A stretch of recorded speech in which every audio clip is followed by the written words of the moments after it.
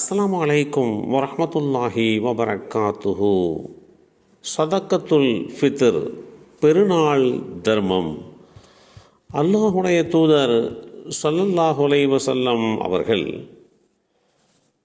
முஸ்லிம்களிடையே உள்ள ஆண் பெண், சிறியவர் பெரியவர், அடிமை சுதந்திரமானவர் அனைவருக்கும் ஒரு சாவு அளவு பேரிச்சம்பழம் அல்லது ஒரு சாவு அளவு தீட்டாத கோதுமையை பெருநாள் தர்மமாக ஏழைகளுக்கு வழங்க வேண்டும் என்று நிர்ணயித்தார்கள்.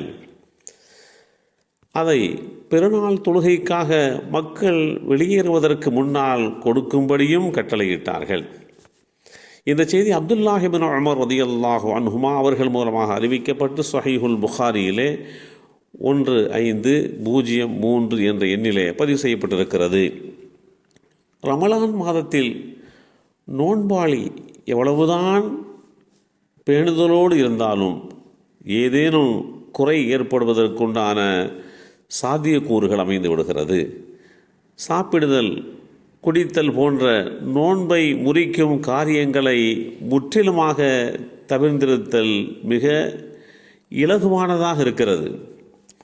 ஆனால் வீண் பேச்சுக்கள், வீணான செயல்பாடுகள் போன்ற நோன்பின் நன்மையை குறைத்துவிடக்கூடிய செயல்களை விட்டு தவிர்த்திருத்தல் முழுமையான முறையிலே சிலர்களுக்கு கிடைப்பதில்லை.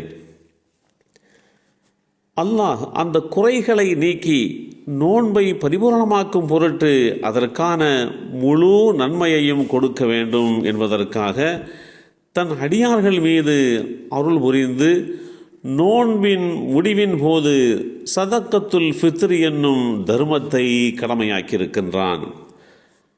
அப்துல்லாஹ் இப்னு அப்பாஸ் ரலியல்லாஹு அன்ஹுமா அவர்கள் அறிவித்தார்கள், அல்லாஹுடைய தூதர் ஸல்லல்லாஹு அலைஹி வஸல்லம் அவர்கள் ஃபித்ரா என்ற இந்த ஜக்காத்தை நோன்பாளியின் நோன்பை வீண் பேச்சு, வீண் செயல்களை விட்டும் பரிசுத்தப்படுத்துவதற்காக வேண்டியும் ஏழைகளுக்கு உணவாகவும் அல்லாஹ் அவனுடைய கட்டளையின் பிரகாரம் கடமையாக்கினார்கள்.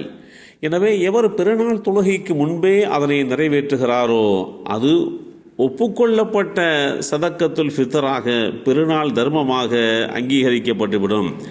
எவர் பெருநாள் தொழுகைக்கு பின்பு அதை நிறைவேற்றுகிறாரோ அது பொதுவான தர்மங்களில் ஒன்றாகத்தான் ஏற்றுக்கொள்ளப்படும் என்ற அடிப்படையிலேயும் இவைகளை முற்றிலுமாக நாம் புரிந்து கொண்டு பெருநாள் தொழுகைக்கு வெளியேறுவதற்கு முன்பாகவே ஏழைகளுக்கு கிடைக்க செய்து விடுவதுதான் சரியான நிலைப்பாடு. சதக்கத்துல் ஃபித்ர் கடமையாவதற்கான 2 நோக்கங்கள் நாம் புரிந்து கொள்ள கடமைப்பட்டிருக்கிறோம். ஒன்று, நோன்பில் ஏற்பட்டுள்ள குறைபாடுகளுக்கான பரிகாரம். 2வது, சமுதாயத்தினர் ஏழைகள் பெருநாள் அன்று மகிழ்ச்சியாக இருக்க வேண்டும் என்பதற்காக வேண்டி அவர்களுடைய உணவுக்கு உண்டான ஒரு ஏற்பாட்டிற்காக. எனவேதான் அல்லாஹுடைய தூதர் ஸல்லல்லாஹு அலைஹி வஸல்லம் அவர்கள் கூறினார்கள், இன்றைய நாளில் ஏழைகளை யாசகத்தை விட்டும் தேவையற்றவர்களாக ஆக்குங்கள் என்று அறிவித்திருக்கிறார்கள்.